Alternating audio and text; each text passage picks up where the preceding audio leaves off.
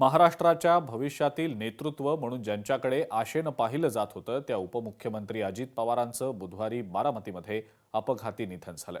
अजित पवार हे बुधवारी जिल्हा परिषद निवडणुकीच्या प्रचारासाठी म्हणून बारामतीला येणार होते। त्यांचं विमान बारामती विमानतळावर उतरत असताना बाजूच्या शेतामध्ये कोसळलं। यावेळेला विमानाचा प्रचंड मोठा स्फोट झाला। अजित पवार यांच्यासह 5 जणांचा जागीच मृत्यू झाला। अजित पवार यांच्या निधनानं संपूर्ण महाराष्ट्राला मोठा धक्का बसला।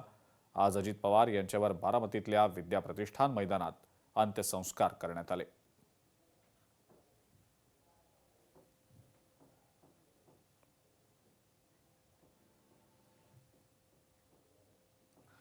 अजितदादांची काही अपूर्ण राहिलेली स्वप्न देखील आता समोर येताना दिसतायत। ती चर्चिली जात असल्याचं पाहायला मिळतंय। कोणकोणते हे मुद्दे आहेत, कोणकोणत्या त्यांच्या अशा बाबी डोक्यात होत्या कदाचित की हे अपूर्ण राहिलं असावं, त्या अनुषंगानं आपण त्यावर प्रकाश टाकतो आहोत।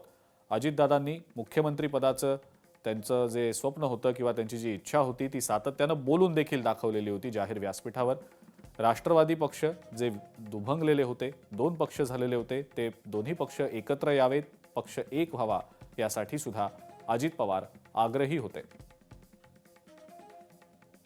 स्वतःच्या नेतृत्वाखाली निर्विवाद सत्ता आणावी हे देखील त्यांचं एक अपूर्ण राहिलेलं स्वप्न आहे। शिवाय स्थिर आणि दीर्घकालीन सरकार चालवण्याचं एक स्वप्न देखील त्यांनी पाहिल्याचं बोललं जातंय, जे आता अपूर्ण राहिलेलं आहे। दुष्काळमुक्त महाराष्ट्र हा शेतकऱ्यांसाठी करावा, शेतकऱ्यांना कायमस्वरूपी उपाय द्यावेत या अनुषंगानं सुद्धा त्यांचं एक स्वप्न होतं, ते आता अपूर्ण राहिल्याचं दिसतंय।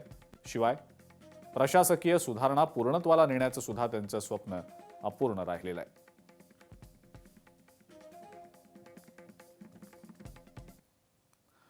बारामती विमानतळावर अजित पवार यांचं जे विमान लँड होणार होतं, मात्र लँड होण्याच्या काही सेकंद आधी हे विमान क्रॅश झालं आणि हे विमान क्रॅश होण्याआधी कॅप्टन शांभवी हिचे काही शेवटचे शब्द आता समोर आलेले आहेत। ओ शिट असं विमान कोसळण्यापूर्वी काही सेकंदांपूर्वी कॅप्टन शांभवी ओरडल्याचं आता बोललं जात आहे।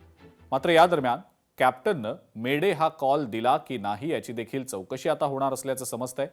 विमानामध्ये तांत्रिक बिघाड होता की दृश्यमानता नसल्यामुळे ही दुर्घटना घडली, हे 2 मुद्दे तपासादरम्यान निर्णायक ठरणार आहेत।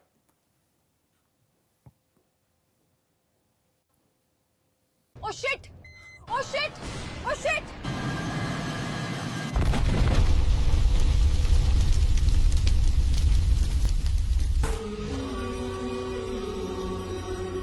जोपर्यंत माझे हातपाय हलतात ना तोपर्यंत तुमचं भलंच करीन, बाकी काय करणार नाही। मी काम करून दाखवलं, मी कामाचा माणूस आहे। मी सत्तेसाठी उभा राहिलो नाही, मी उभा राहिलो कारण महाराष्ट्र थांबू नये। शेतकऱ्याच्या जमिनीतलं पाणी, कामगाराच्या हातातलं काम, तरुणांच्या डोळ्यातलं स्वप्न हेच माझं राजकारण होतं। निर्णय कठोर झाले, आवाज चढला, कारण वेळ कमी होती आणि काम प्रचंड होतं। मी कधी सोपा मार्ग निवडला नाही, कारण सोपे निर्णय महाराष्ट्राला पुढे नेत नाहीत। लोकांनी माझ्यावर राग धरला असेल, पण मी कधीही महाराष्ट्रावर राग धरला नाही। हा महाराष्ट्र माझं कुटुंब आहे आणि कुटुंबासाठी माणूस शेवटपर्यंत उभा राहतो। आज जर माझा श्वास इथे थांबत असेल तर मला एकच समाधान आहे, मी महाराष्ट्रासाठी जगलो। माझ्या नंतरही काम थांबू देऊ नका, कारण सत्ता येते जाते पण लोकसेवा अमर असते।